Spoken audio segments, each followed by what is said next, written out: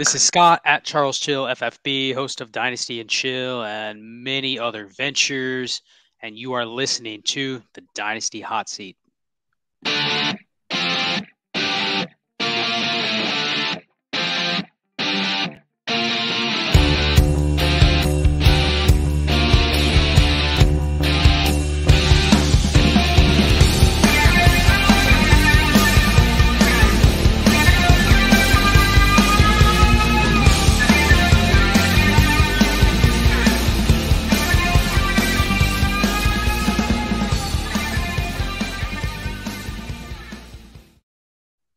Yes, hello everybody, and welcome back once again to another episode of the Dynasty Hot Seat. It's the only Dynasty show out there that is a certified inferno. And today we've got another great guest lined up. We got Scott sitting over this side of me. You can find him over at Charles Chill FFB. You know, he does so much stuff. Like he's the host of the Dynasty Chill pod. You can find that at Dynasty Chill pod. He does stuff for Trades in 5. He does stuff for Destination Devi. He does stuff for DLF. You know, what don't you do, mate? Actually, you're a very, very busy man. So thank you so much for taking the time out to come on to the Dynasty Hot Seat today. It's great to have you on. Absolutely. Long time coming, long time in the works to get this going, but glad to be here. It's definitely feeling a little bit hot, but I'm ready to talk some Dynasty. You know, it is actually sweltering over in the UK today. Well, I don't know how hot it really gets compared to over in the States, but it's at least, 17 degrees, which is roasting hot over here for our normal temperatures. Yeah, if we're looking, obviously we use Fahrenheit temperature, but it's very hot. It's about 100 and extremely humid where I'm at. So I am nicely positioned indoors with the air conditioning, so my seat won't get too hot. Nice. I like it. You got that fan in the background for emergencies as well, just in case. I love it. So we're just going to get right into it then, Scott, and we're going to go into section number 1, which is called the Art of War, and it's just some hints and tips that you've got for Dynasty players if they're just getting started, or maybe they're super seasoned, or anything in between that journey. What kind of advice do you have for Dynasty players? Well, I think the first thing would be kind of figure out what you're in to play Dynasty for. A lot of my content specifically is catered towards people that are in it for, obviously we love football. We love the game of Dynasty. Like we didn't even get here until that was already a given, but yeah. Then figure out what is your goal. If you're somebody that just wants to play in a couple leagues, root for your favorite players, go for it. Like your agenda is going to be a little bit different than mine. I play in almost 60 leagues at this point. I look at it like a stock portfolio. That's what I enjoy. Now, someone will push back and say, well, is the best time you spend on Dynasty, is that the best thing in terms of your return on investment? If you actually factor in the amount of time that we spend doing it, probably not. But there's a level of enjoyment that we get by doing it. But I think you have to be honest with yourself. Are you in this to kind of treat it like that? Treat it like a little bit of a business. I've created a business out of Dynasty, and I have my LLC. Like I've taken it to that level, but that was my goal. That's not what I got into playing Dynasty for, but evolved into that. And that's what it's become for me now. So my approach is going to be a little bit different than somebody that says I'm a casual player, I'm in a couple leagues. A lot of my trades, a lot of my moves, a lot of my draft picks are going to be catered towards just having fun, wanting to root for my players, wanting to pick my guys. If that's your stance, then you're not going to be looking at it from the same view that I am. So I think that's the first thing, is figure out what you're here for. Now, if you're just starting out, what you're here for in year 1 may be different than what you're here for in year 5. So I think that's the first thing. What are you getting into it for? That's going to cater how you play. That's going to cater to a lot of the decisions that you make. So that'd be the very first thing that I would say. Nice. Yeah, I think that's a great bit of advice. And, that's something that comes up a lot on the show, just about, having that sort of self-reflection a little bit and kind of look at yourself through a different kind of lens each time and say like, what? Yeah, I've never heard that one before in particular. Like, why am I actually playing this? Like, do I want to, make money with all these buy-ins I'm going into, or am I just here to have fun? And I think there's no wrong answer there as well, which is the best part of the game. Yeah, and a couple other things that I'll say is once you've kind of figured that out, then you figure out, what type of leagues do I want to play in? How much do I want to put up? And then how meticulous do I want to be with a lot of my decisions? Like if you decide, hey, I like Dynasty, but I want to also try to make money at Dynasty. Well, then you have to think about, okay, how much do I need to put in? What type of buy-ins do I want to play in? What type of sites do I want to play in? Because obviously there's this, you're always weighing the fact of, okay, I'm putting in X amount of money, but maybe the site that I'm playing on takes a 30% rake.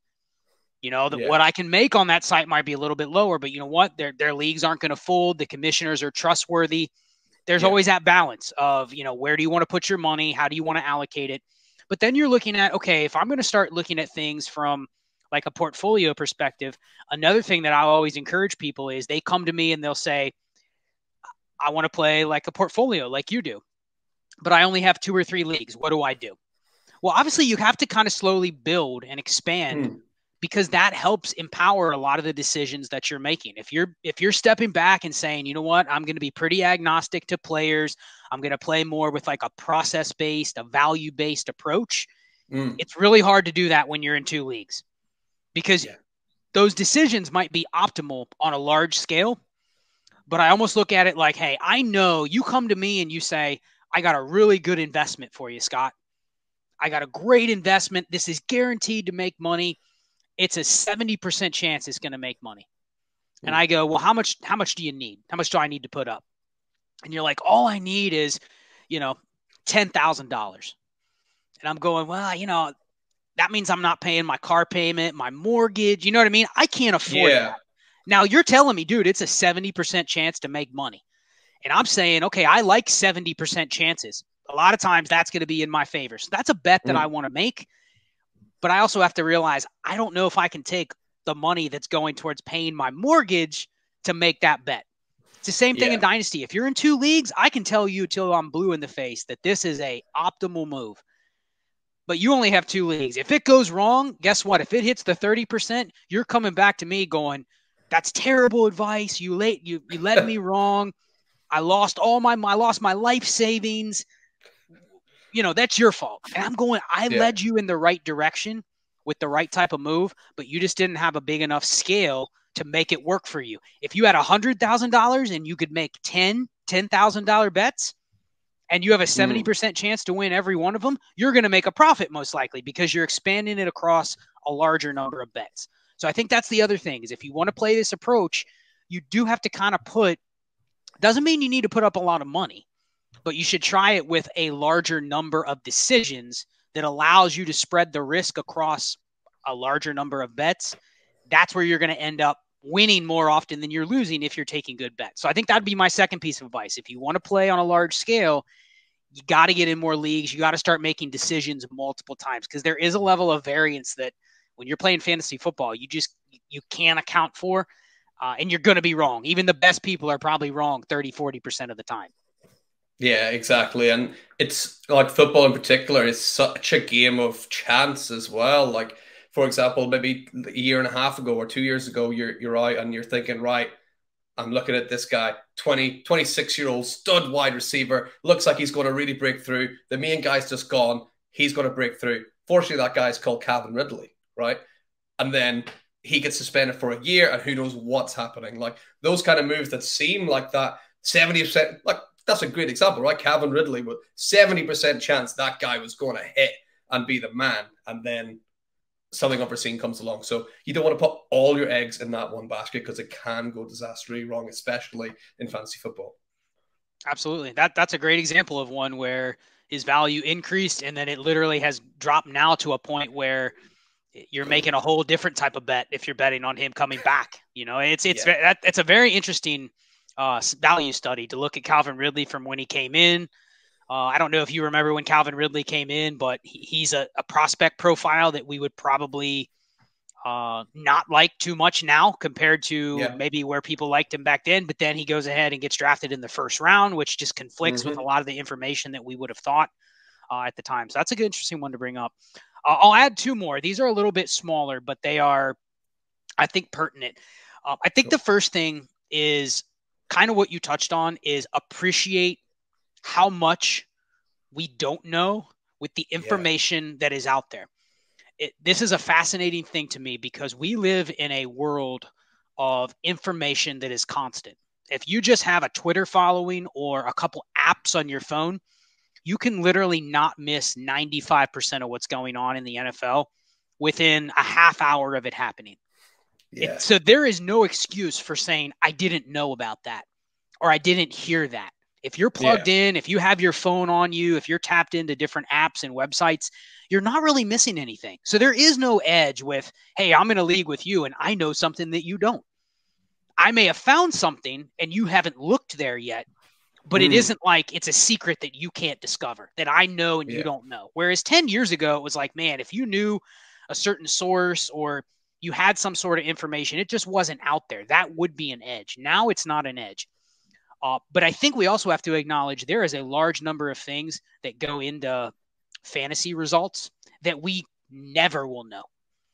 As simple of, this might seem like a really mundane example, but like, we have so many people out there during the season that are doing like weekly projections and matchup analysis, right? Like there's no excuse for not really knowing that stuff going into a week.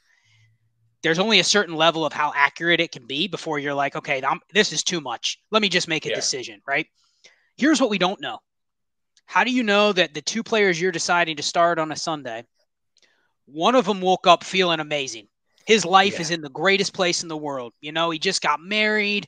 Everything's perfect. He's about to go out there and, I mean, he's feeling great. You ever had one of those days where you just feel great? You're really productive. You're happy to be around, everything. The other guy you're deciding, his life's in shambles. He's depressed. Stuff's going on off the field. We'll never know either of the two extremes on that situation. Yet we're looking at him like, do I sit player A or player B? So there's those little things. We don't know what's going on behind the scenes unless we get it reported in the media or unless we hear from somebody. There's so much about like, these are human beings playing a sport. And we can't measure so much that goes into, hey, should I trade this player for that player? If we knew the full scope of it, we might see things a little bit differently, but there's probably a large majority of stuff that impacts fantasy performance that we'll just never know. Yeah, I think that's completely true. Like there is just a plethora. I don't know if you're the same as me, Scott, but every time I get an offer for someone, if someone's trying to like ship someone away or someone tries to buy someone from me that I'm not quite expecting, the first thing you do is you get on Google, you're like, what's happening to this guy? Like, what is going on here? What do you know that I don't know? And you try and fish that out and find out what's going on. But yeah, there's just some stuff that you won't know. Like there isn't a sleeper notification for bad night's sleep or anything like that, right? You just have to go with your gut sometimes on those kind of things, right? Yeah, and my second point kind of leads right into that is don't be scared to be the aggressor if you think that there's intrinsic value in a move for you to make. So I'll give you an example. You know, I look through, one of the big things I'm doing right now is going through a lot of my rosters and saying, where do I have players that are just clogging up roster spots? A lot of times that is receivers that are buried down on depth charts, and I'm holding them because honestly, I can't even tell you why. Like James Washington, right? Yeah, James Washington. I had a couple, so like Anthony Schwartz is a guy I really liked coming out of college, right? Super young, super fast, was a third-round pick. He's now looking at a second season, probably with a bad quarterback situation. Why do I have him on a roster? At best case scenario, next year, this time, he's available for the same cost he would be available for right now, except he's a year older. His second year, he won't really do anything. So why do I have him on a team? So I'm almost looking at like a player like that, the intrinsic value of me being able to literally sell him for fab dollars. The value is me being able to get him off my team. Yeah. The extra value is, hey, someone might actually give me something for him. But man, if someone gives me fab dollars, I now freed up a roster spot where I can use that on something that gives me more equity and more flexibility. And I got some fab dollars. But the real key there is the value I'm getting is not what I get back in the trade. It's literally I got him off the team. So seeing moves like that where there is an intrinsic benefit to you making the move and it has nothing to do with what you're actually getting back in the move, I think that's the type of thinking you should look at. And you have to be the aggressor. No one is going to come and buy my Anthony Schwartz until I send them an offer for 50 fab dollars. Then they'll say, okay, maybe I'll accept it. But the value is in getting them off my team. So be the aggressor more often than just sitting back and waiting. Yeah, I like that. It's something certainly I always do. Like I'll wake up some mornings just be like, right, today's the day I'm going to try and trade for X player or try and get this player off my team. And I'll send everybody in the league an offer. And I'll put that in the chat, be like, I've sent everyone an offer. Like first one to press accept gets them. And sometimes that starts the ball rolling, right? And just being that aggressor and taking the initiative to get the ball rolling. I love that. So myself and one of my co-hosts, we do the auto accept trade blocks, which is basically, I'll just put it in the chat and I'll put a list of players with the cost. And a lot of times they're costs that I know somebody will pay to the point where it'll be, you're the first one that sends it gets it. I'm not going to look at, is it a 2023 or 2024 pick? Are you a good team, a bad team, a middle of the pack team? First person that sends me a third gets it. And that's worked a lot to where when you see, it's like when you walk into a store and you see that there's only one of this item and it's a price you like, you're incentivized to go, man, if I better do it now or I'm not going to get it. Yeah. And you can, same in Dynasty, instead of waiting, you kind of just say, this guy's being traded by the end of the day. I want a third round pick. And you're probably a better shot of getting that type of offer done when you're just flat out, you say what you want to do and somebody may take it.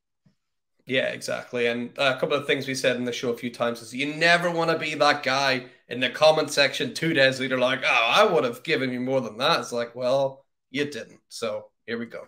Exactly. Yeah. Well, I love those hints and tips, Scott, and lots of things to learn there for everybody listening. What we're going to do now is we're going to step right back now into the show, part number 2, the real, meat of the show, which is the hot seat mock draft. So we're going to pull up our sleeper board here. And Scott, the first question I have for you in an absolutely ideal world. So this is a 12-team super flex draft. We got 18 rounds, so not the longest, it's 18 rounds.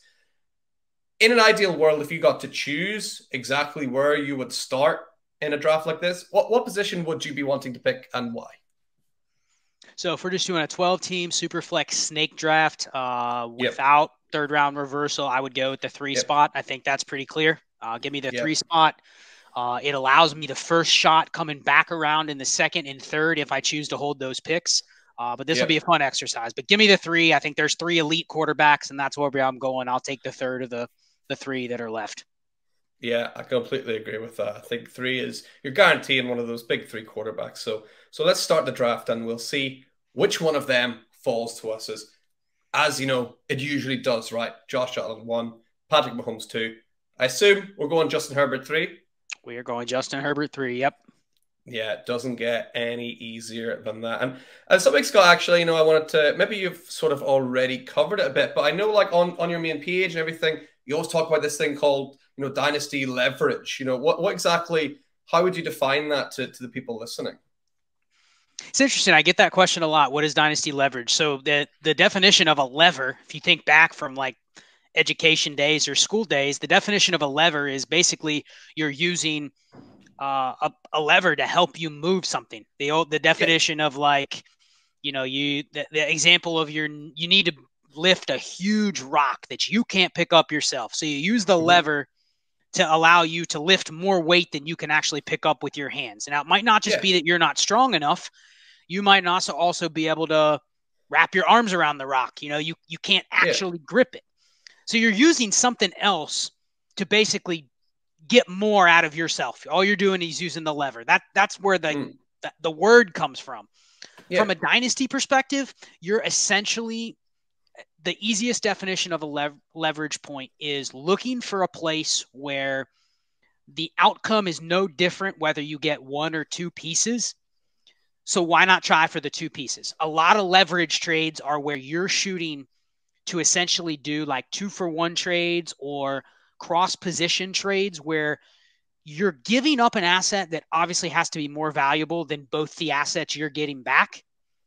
Yeah. But you also have a shot with both the assets that you're getting back that at least one of those, if not both of them, end up the same value as what you gave away. Yeah. And the easiest place to find that is, and I'm not the best person to go to this, but there's a lot of great people out there that talk about WAR or WARP, which is basically wins over replacement or wins above replacement. And you can find that based on certain formats. Adico has a lot of that data posted. Jordan McNamara has posted a lot of that in analytics at Dynasty. But you find like these almost like dead zones in positional values. If you can trade within those ranges and you get the 2-for-1, maybe it's a wide receiver for another receiver in a second. All you're doing there is betting that the two receivers you're swapping are going to give you a similar impact, and you're getting the extra piece on top. That's the definition of a leverage trade, and you'll see as we go through this startup, I'll kind of go through and tell you exactly where I'd be looking to make leverage trades. Awesome. That's what I was hoping you were going to say. Is we're back on the clock now. We're in round number 2 at the back end, and you've got there's still so much amazing choice out there, and I'll just make sure we can see our roster as well. So, is anyone standing out to you here with Mark Andrews? It is not tight end premium, but Mark Andrews obviously still a very good asset to have. Trey Lance, AJ Brown, Joe Mixon, Debo, and Devontae Adams up there, and I can filter to positions as well if you want, Scott. Well, I mean, if I had to pick a player here without doing any trades, I would probably take Trey Lance. I would also I'm a big proponent of, especially if I drew the 103, which we got to pick our spot. I would be a big proponent of trading up and trying to get another quarterback. I'd be fine moving. Now, if I knew Trey Lance was going to fall to the 210, I may not be so apt to just give that pick up with my 3rd round pick to move up. But let's say all the quarterbacks were gone. The top 10, 11 quarterbacks were gone before we picked. I'd probably say I would have given up my 2nd and 3rd round startup pick to try to get another top 6 or 7 quarterback. And I'd be fine. As well, one of my rules, though, if I do that, let's say we gave up our 210 and our 303 to get the 107 and take Kyler Murray. I would also want to get another pick back. I never take less picks back in a trade. So I would want to get back an 8th rounder or a 9th rounder or something. I need to get another bite at that apple later, and we'll get to the theory on that when we get to later. But I'd take Trey Lance, but I would definitely have also tried to trade up. Yeah, nice. That's a move. I had, I'm sure you know Jeff Bell on the show, and he called that the J Bell Gambit, where you move up and take that extra 1st round pick. So I really like that. And unfortunately, we can't do that on Sleeper, which is a big shame. So are you thinking here we're just going to take Trey Lance? Yeah, I think we go Trey Lance here. And essentially, I mean, you can argue Trey Lance is a top 10 quarterback with even higher upside. I mean, you could see range of outcomes where Trey Lance is in Lamar Jackson, Kyler Murray range after a year or two. So I like the Trey Lance value there. That's where I'd go. Yeah, I think Lance is good value there. And, it's going to be very interesting to see what happens this season. But, it's definitely worth the gamble. If Trey Lance hits, he's not going to be there this time next year at the back end of round 2. That's for sure. So round 3, this might be a little controversial, but I think this is probably where I take DeShaun Watson. Yep. Just because he's protected on my roster. I can honestly still win with this team with Herbert and Trey Lance. I can afford no year with DeShaun Watson. If he comes back in 2023, I now have 3 premier trade assets, I think. I think the fact that he's going behind, I mean, obviously this is a mock where they're simulating the other picks, but even in existing leagues, I think I'd be willing to trade the likes of Austin Eckler, Joe Mixon, Dalvin Cook to get DeShaun Watson, even with a year-long suspension, because that quarterback value when he comes back, the positional advantage of having him as your 3rd quarterback, I think that's key too. I mean, if you can trade Watson and you don't even need him this year and you can still contend with the quarterbacks you have, I think that's a smash value here. Yeah, exactly. And there as well, because he's, well, we don't know for sure, but looks odds on he'll probably sit out another full year. If something does happen with Trey Lance where he just isn't what people think he's going to be, hey, you got DeShaun Watson coming back if Trey Lance doesn't make it. So I think that's a great pick here. So we'll get DeShaun Watson locked in. And now as well, we're not scrambling looking for quarterbacks later on as well, which is also really good. And we're swinging round into round number 4. We're going to get on the clock again soon. I picked number 10 in round number 4. So let's see who falls to us, Scott. We've got Cam Akers sitting up at the top with Travis Etienne, Drake London, Deontay Johnson, Derek Carr, DJ Moore, and others as well, which I can scroll down or filter the position if you want to see anyone in particular. Well, I think so here, I'm a proponent of shooting for the ceiling. I was hoping that Barkley might come back to us, but we missed him by 6 picks, it looks like. I'm not a big early running back drafter. But I do think that I'm okay building around an anchor running back that has a high warp potential. So it needs to be a guy when I can envision that he doesn't need 300 plus touches to be a top 8 running back. The delineation historically is about RB 8 or 9. If you don't hit above that, you're essentially just lumped into like the dead zone where, you're good because you're good because you're going to get a lot of touches. But the touches and the guaranteed opportunity that can get taken away from a player overnight if they're not very good. You know what I mean? Mm-hmm. So like the guys that fall in that range, like your Josh Jacobs, your David Montgomery, they're only as good as the volume that they're getting. As they get a little older, maybe they go to a different team, they can easily become Melvin Gordon overnight, where he's still good, but he's a backup. So I think I'd probably go Travis Etienne here and just build my anchor around him. Yeah, I think that's an excellent point about the running backs as well, because we see an example of that kind of every year with that running back who's a product of the touches they get, be it, Cordarrelle Patterson or Mike Davis a few years ago even was that kind of product of just getting a lot of work. So yeah, I think that's really good looking at the guys who are good enough that even if they're getting their touches reined back a little bit, they're still good enough to get you those points as much as possible. I think Travis Etienne is a really good example of that. So will we get him locked in then? Boom. Travis Etienne in. You see a video of him running, people are getting worried about it. I love how preseason everybody becomes so critical. Everyone's like a sports scientist, like, oh, look at the rotation on his foot. It's like, man, you don't know. Like, unless you're like a physiotherapist or a sports, like, you don't know. Like, why are you tweeting that? Yep. So here we are, round number 5. Drake London, Michael Pittman Jr., Antonio Gibson, Kenny Walker, David Montgomery, who we just spoke about, and Darren Waller sitting up at the top, and Tua Tagovailoa sneaking down at the bottom there. So anyone standing out to you there? Yeah, so the Tua one's interesting because I definitely think he would have been off the board at this point.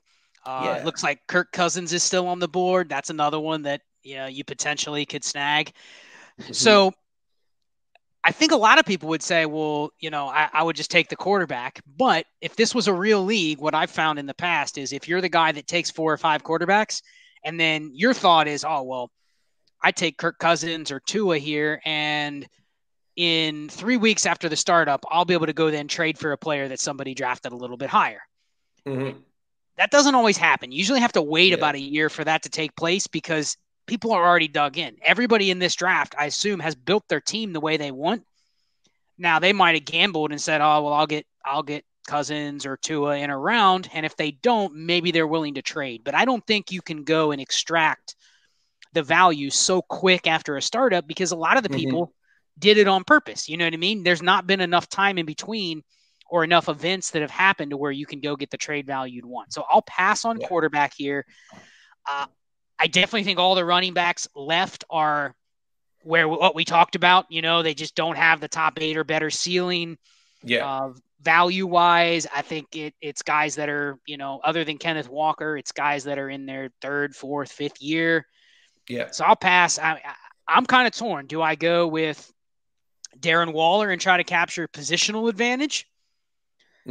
Not tight end premium though, and I have a different strategy on how I want to play my tight ends, I think, with this build. So I'll pass on Darren Waller. I think I just start building my stable of wide receivers. It looks like we start 3 receivers and how many flexes here?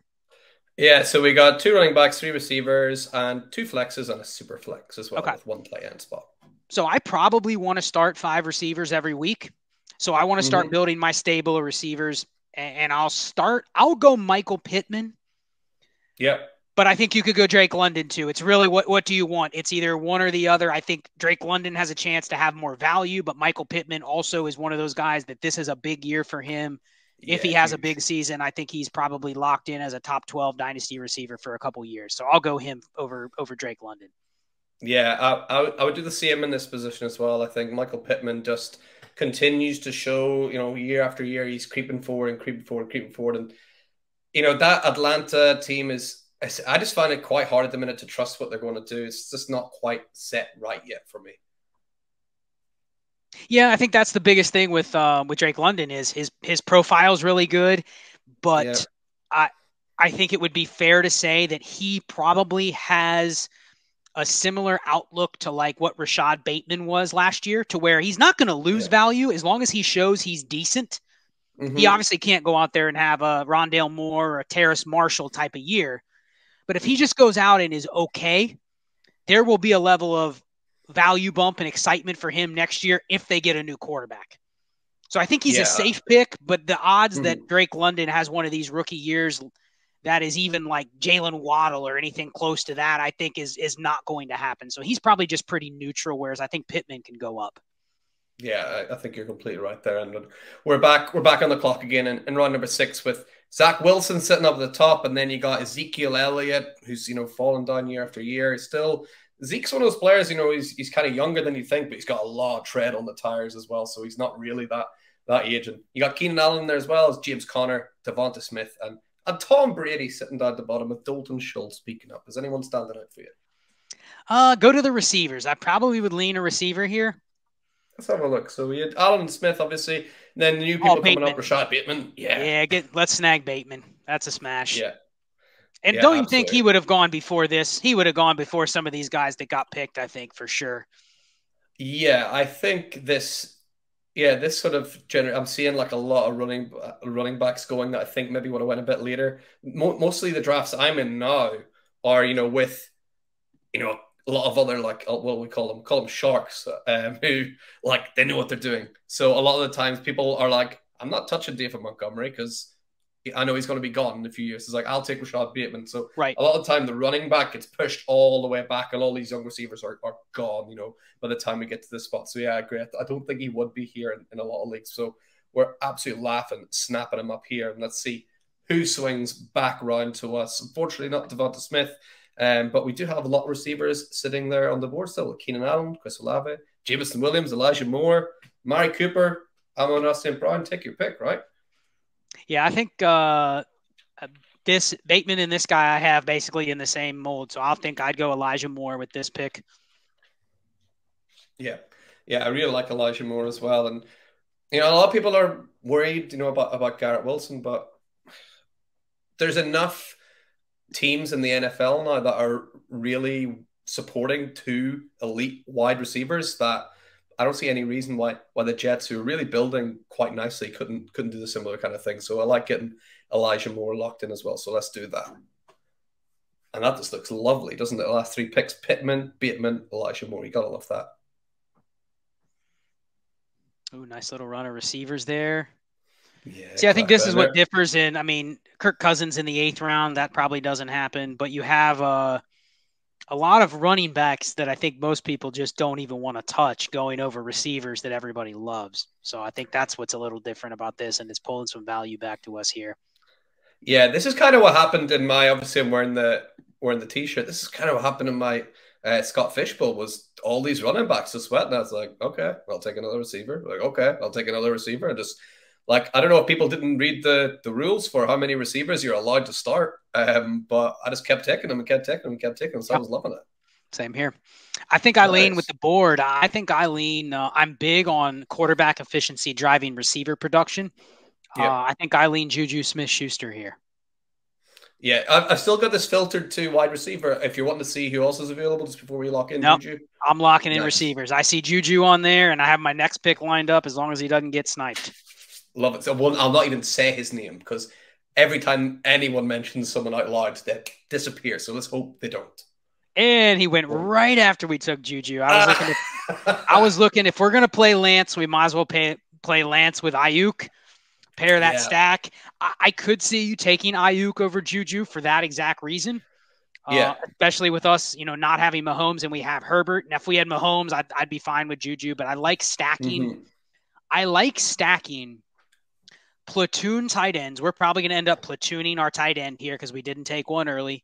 And I like stacking wide receiver 2s, wide receiver 3s, wide receiver 4s because those are guys that you're going to have. Not that they shouldn't be in your lineup, but if you can start 5 receivers, we're getting down to the range now where these receivers they're probably in your lineup, but they're not always in your lineup. So if you have a stack, I think it gives your weekly upside more boom. So if you can stack it, I'm not as interested in stacking. I'll do it if they comes naturally, but I'm not as interested in stacking like Josh Allen and Stephon Diggs. because Yeah. they're both in any lineup regardless. Yes. But I am interested in stacking like Josh Allen and Dawson Knox because they Yeah. correlate nicely. And Knox is the guy you're going, I'm not sure how good he is, but he correlates with Allen. And I'm already riding or dying with Allen on that team. So I might as well stack tight ends in that range. Yeah, so maybe later in the draft we're looking at see where Gerald Everett is still, probably towards the end of the 18 rounds, right? Yeah, and I think this is where I struggle a little bit because, I mean, we have all young receivers, right, for the most part. Now, I could see the appeal of Allen Robinson here. I could see the appeal of Michael Thomas here. Yeah. But I could also see the appeal of taking George Pickens, who looks great in training camp. That I think he would have. I'm guessing George Pickens would have already gone off the board. I mean, we've seen Christian Watson go. I don't think anybody's taking Christian Watson over George Pickens. So I think we maybe go George Pickens here. Nice. And then I think Brandon Cooks, I seen a tweet earlier today. It's like Brandon Cooks has become so known for being underrated that he's now actually overrated. Yes. Like Brandon Cooks would have went rounds ago because everyone's like, oh, Brandon Cooks so underrated. But it's like, yeah, you need to be careful how much you rate an underrated player, if that makes any sense. Yes. Yeah. So I like that. We'll get George Pickens locked up because I think you're right. I think he would have went by now. So let's get him in and continue to build this young wide receiver core. And you mentioned there, Scott. Did you say platooning tight ends? Was that what you said? I did. Yeah. What exactly does that mean? I've never heard that expression before. So if you're in a non-tight end premium league like this, even tight end premium, honestly, 1.5 PPR doesn't really move the needle. So in Analytics of Dynasty 2021, I wrote this chapter on tight end premium and really just trying to measure the impact or the wins over replacement in the flex with tight ends. What formats do they actually matter? And if you just picture a 12-team league, if it doesn't exceed the 12 players across the league that are starting, you really don't ever want to flex those back-end tight ends.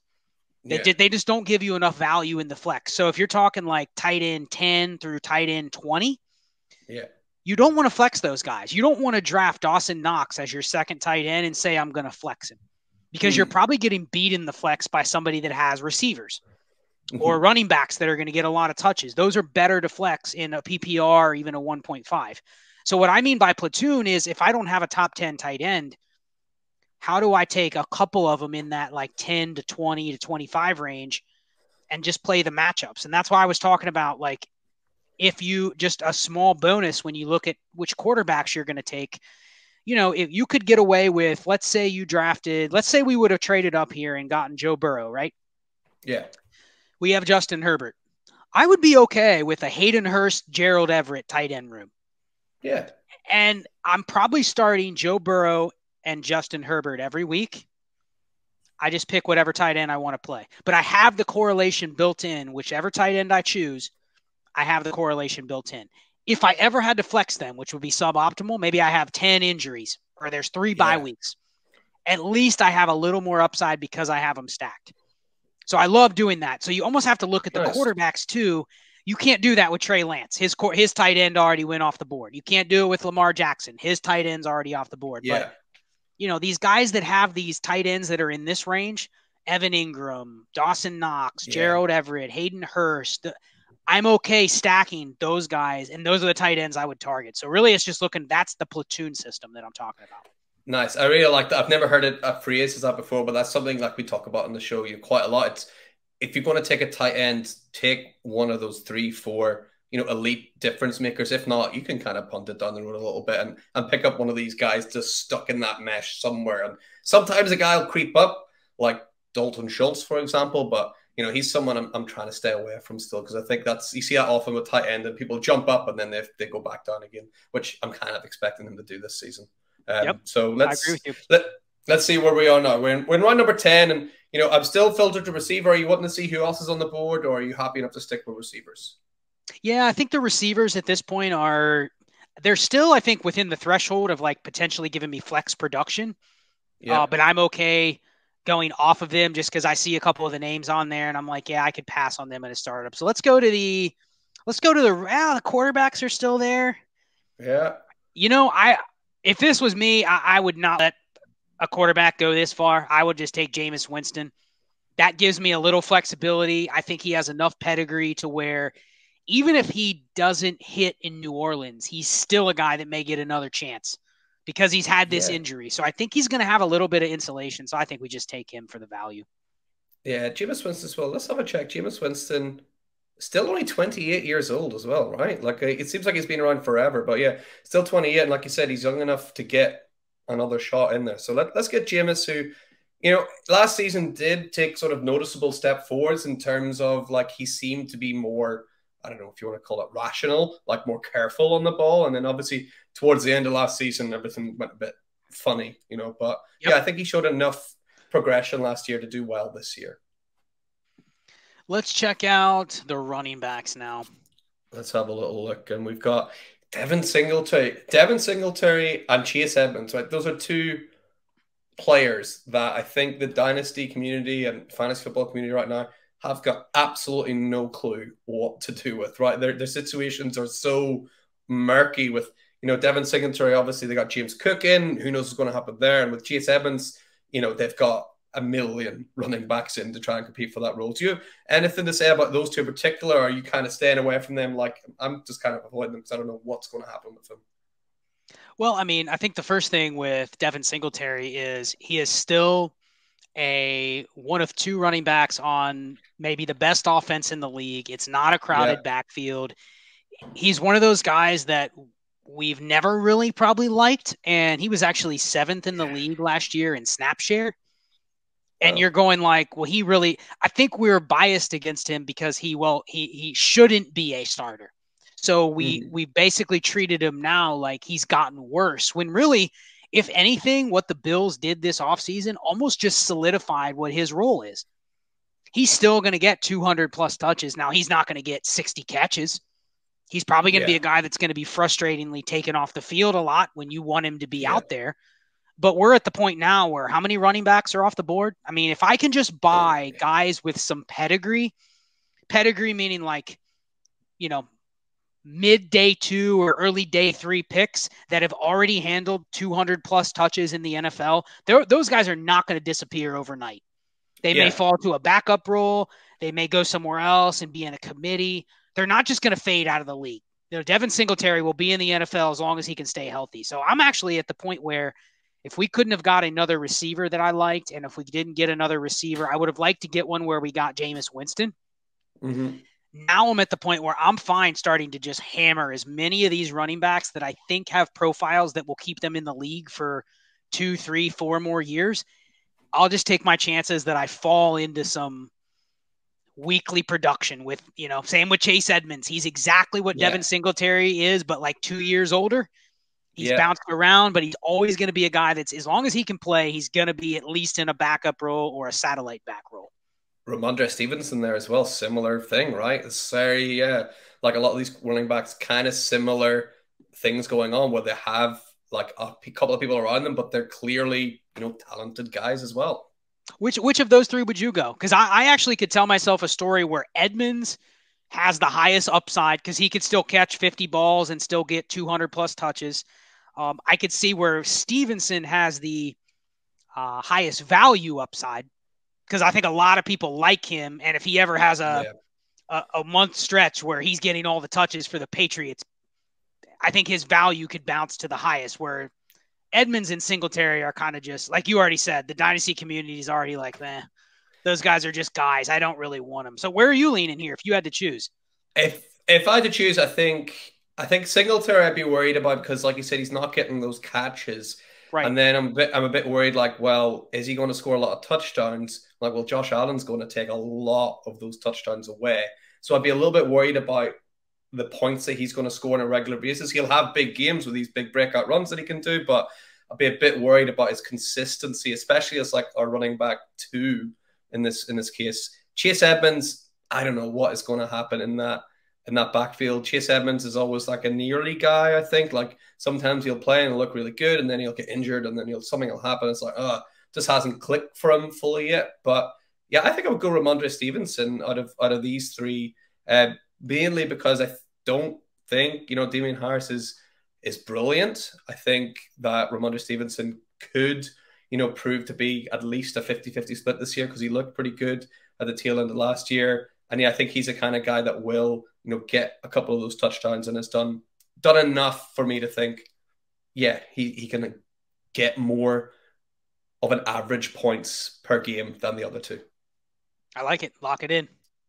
Let's get Ramondre, and he's younger, right? He's much younger than those two as well, which helps as well. So let's get Ramondre Stevenson locked in then. Thank you for asking me for a little bit of input as well. It's always nice to do that on the show. And of course, right away, the other two guys come flying off the board, as is always the case. I think, like I said earlier, every time you say someone's name out loud, they always ping off the board. So let's see who's left for us in round number 12. And Alan Lazard just coming off the board there as well. Obviously, looking like the wide receiver one for the Packers, maybe, right? It's a bit, yeah.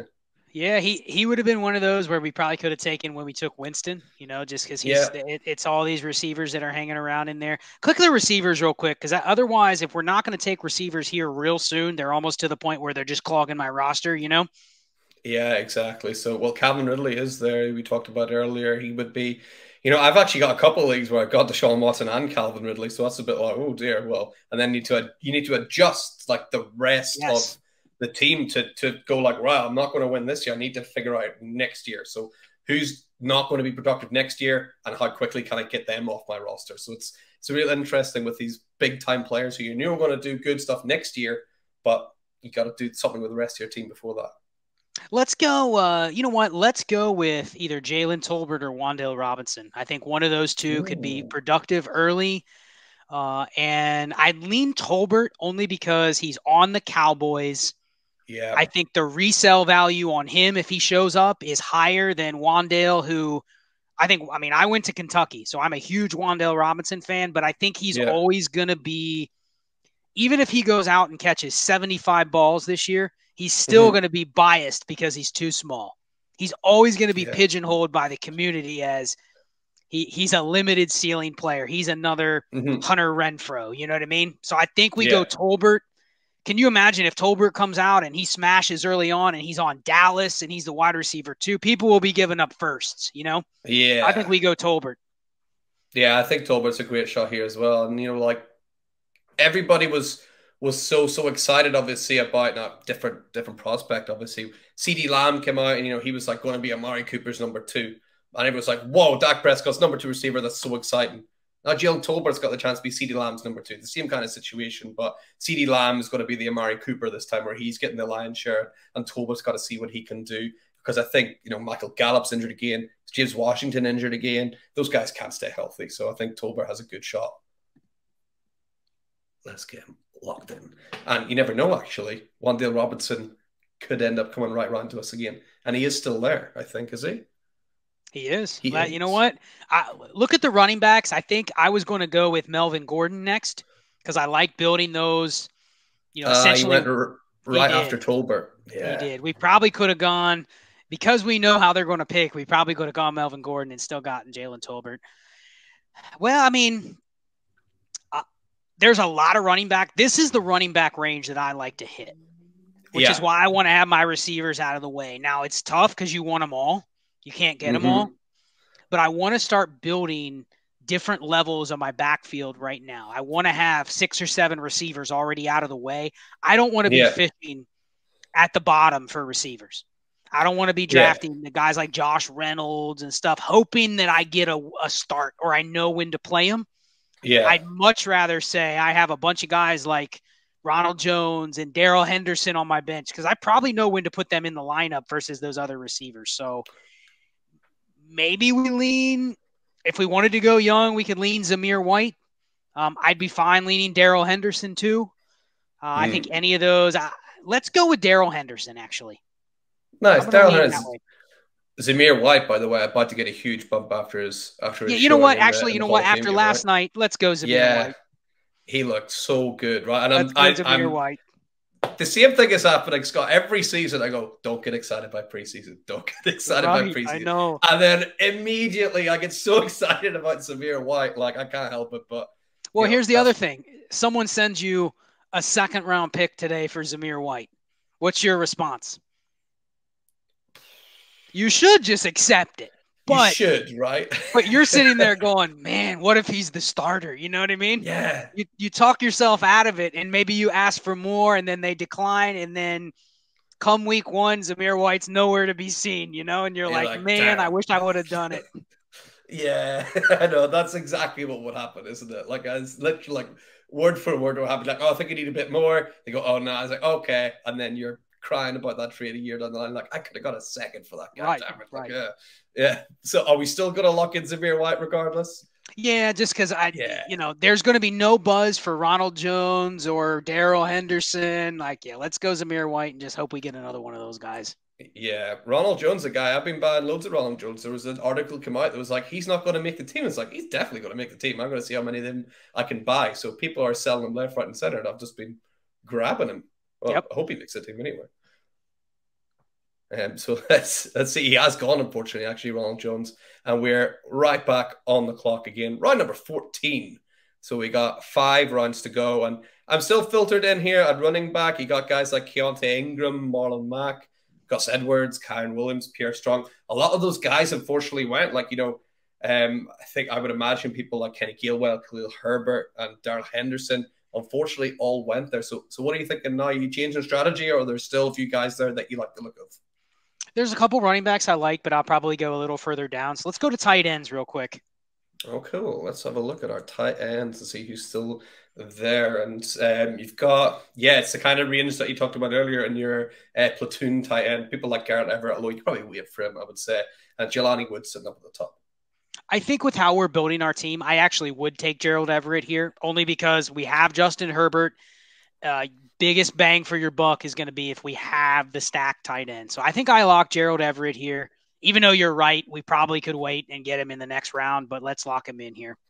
Let's get him locked in, girl. And yeah, I think he's going to have like a sneaky good season, right? I mean, Cook had a sneaky good season last year. I think just when you're on that team with Herbert, you're going to score points, and doesn't seem to be too much competition. Like Donald Parham might, sneak away a couple of touchdowns, but doesn't seem to be a, full game kind of guy. Seems more of a red zone guy. And Trey McKitty, I think Trey McKitty looks okay, but nothing I'd be worried too much about if I was Gerald Everett. Yeah, I think you nailed it. You're literally riding Justin Herbert. You could insert any of 20 tight ends in that situation, and I'd say let's draft that guy. It has very little to do with Gerald Everett. So let's go to 100%. Running backs.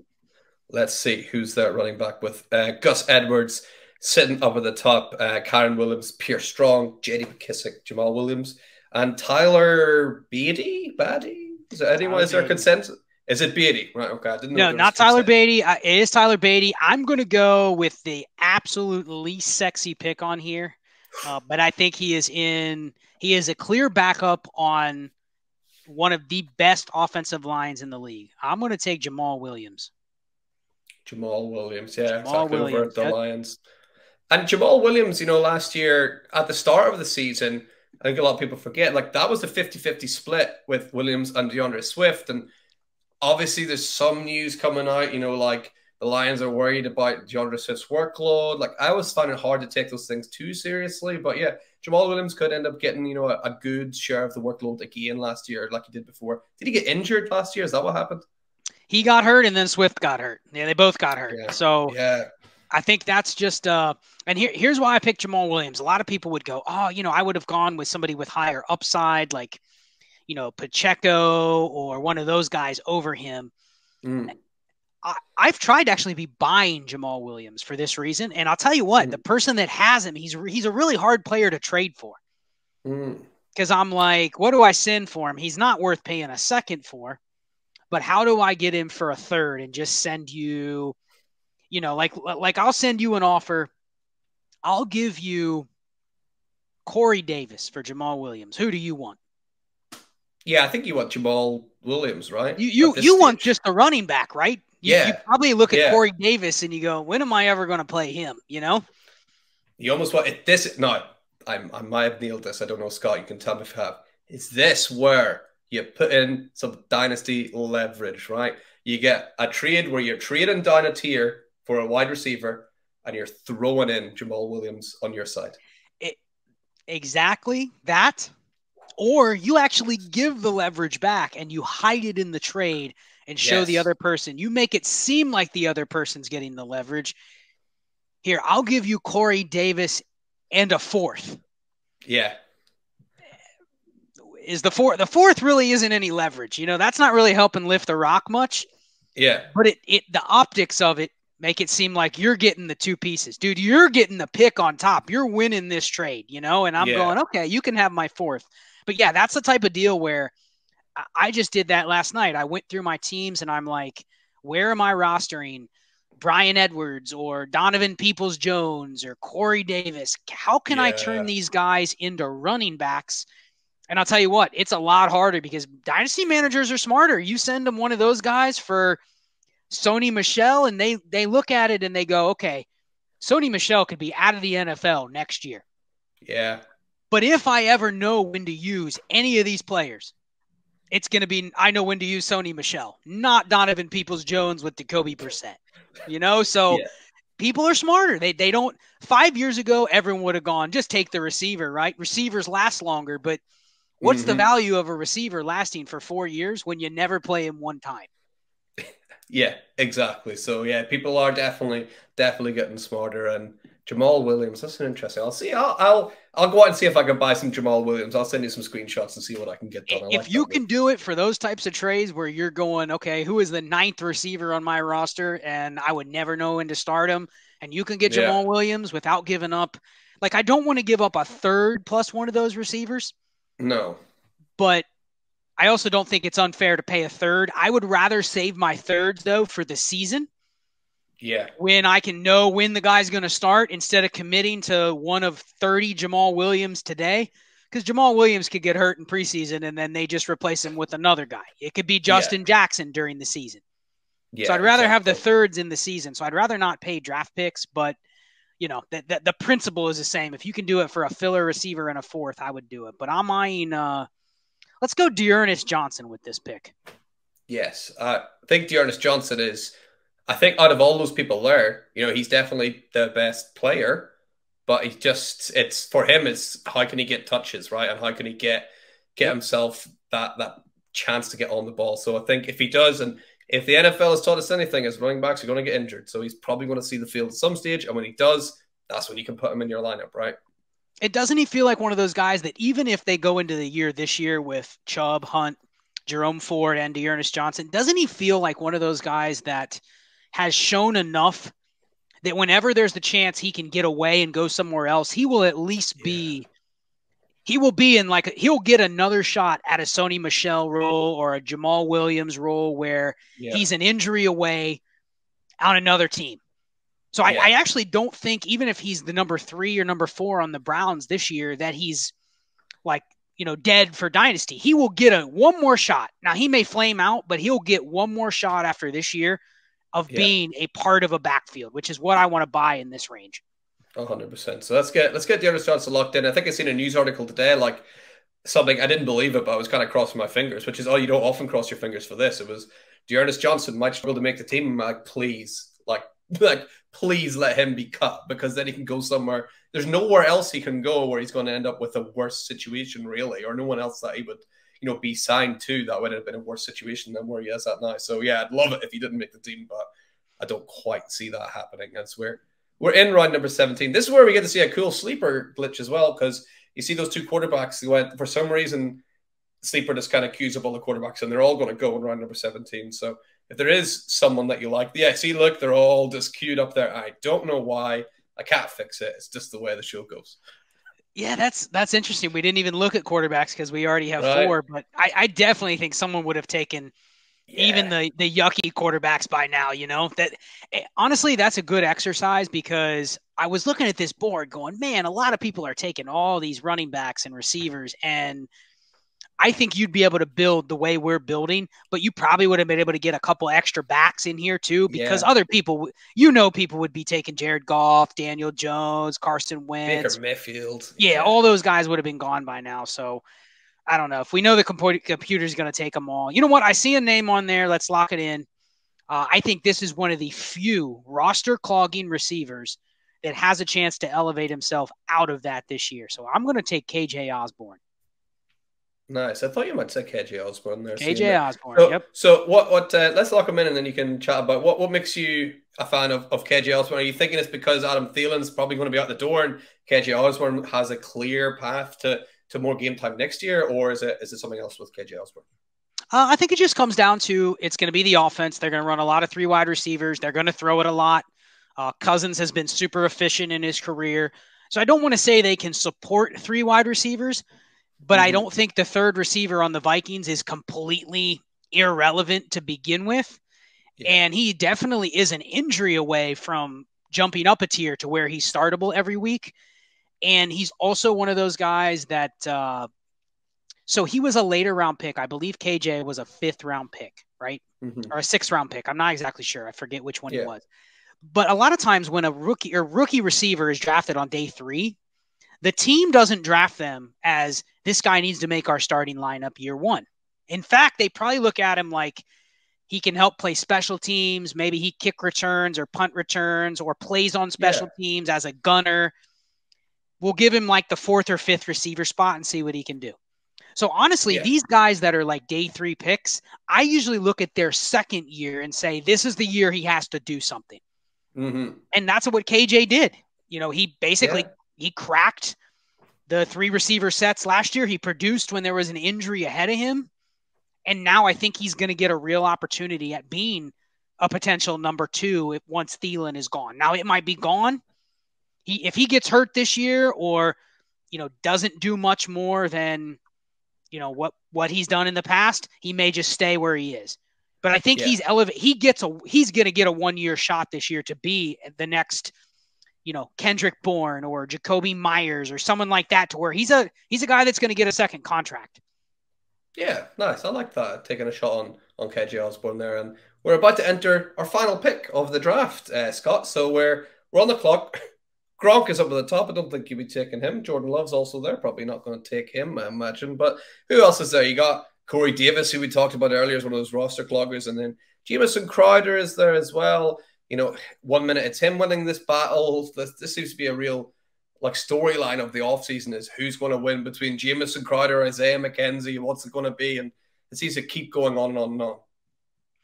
Well, let's go. We're definitely not taking a quarterback. I think we've already kind of established the receivers are, you know, they're look at a couple of those receivers. I mean, I don't know why anyone would take like Justin Ross in a draft or Tim Patrick at this point. You know, that's probably just based on previous ADP. But let's go to the running backs. Let's have a look. And Mark Ingram's up there. Chris Evans getting a bit of hype about him as well lately.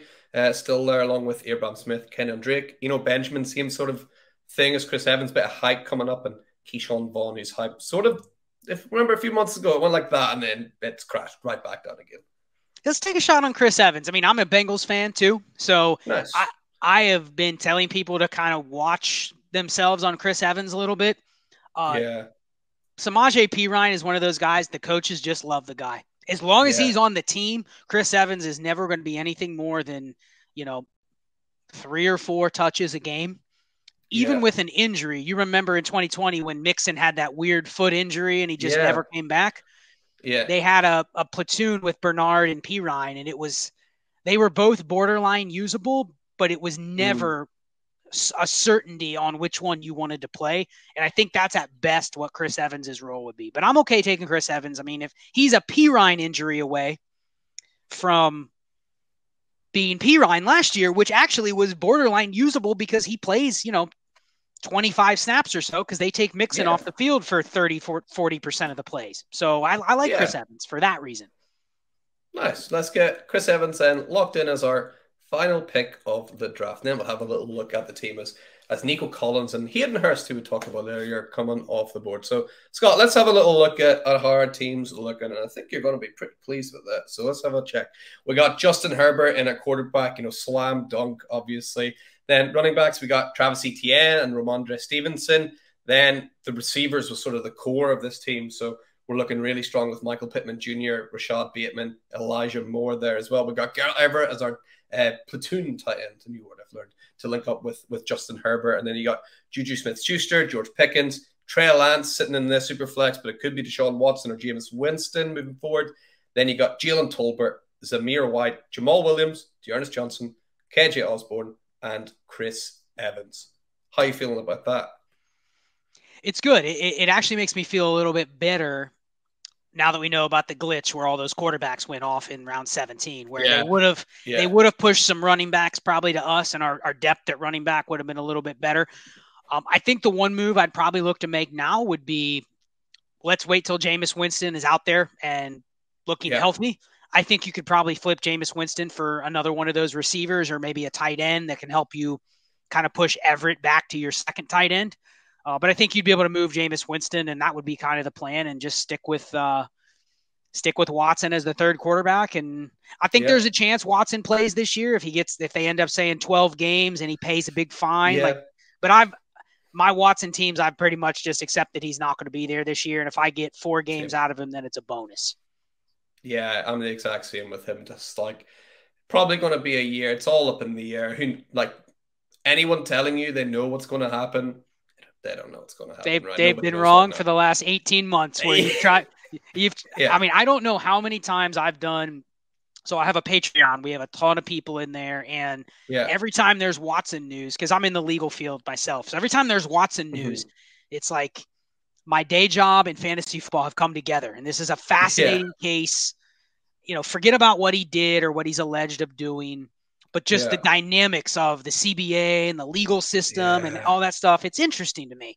So I've done at least 15 emergency DeShaun Watson podcasts trying to predict what's going to happen next.